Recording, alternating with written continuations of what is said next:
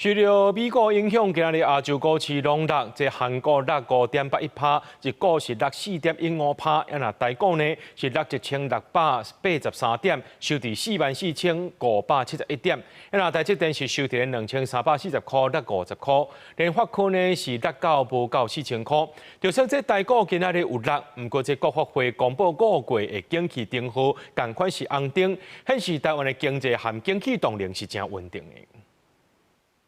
受到蘋果調起產品的賣價和美國聯準會有可能起利息的影響，拜五亞股是全面大落，日經指數收盤是大落超過4%，韓國中嘛觸發央長機制，終究是大落5.81%，台股嘛是同款收佇44571點，同款大落1683點，創史上第3大的落點。漲價潮不會只有蘋果發生，或許其他的一些消費電子的業者也會更普遍性的去調漲，同一時間就是美國的電子期貨盤還是在一個走低的一個狀態，所以在台股交易時間就呈現一種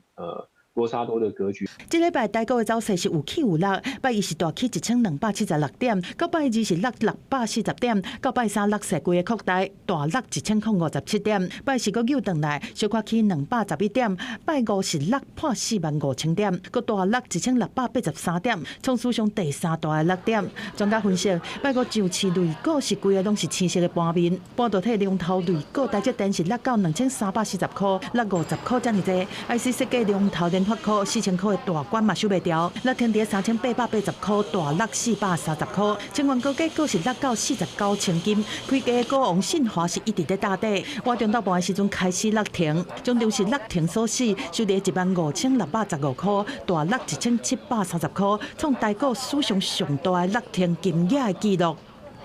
被動元件的龍頭國巨以及散熱的大廠奇鋐，這些都是下跌跌幅蠻多的。那主要還是剛才講的籌碼凌亂可能會陷入一些整理。雖然台股一直震動，不過台灣的經濟和景氣動能是持續穩健。國發會公布5月景氣燈號是繼續跟第6粒紅燈。來看未來，因為國際雲端服務商調升資本支出這因素受惠，會持續帶動出口。但是落來嘛是要關注主要國家通膨和貨幣政策走向對台灣的影響。記者綜合報道。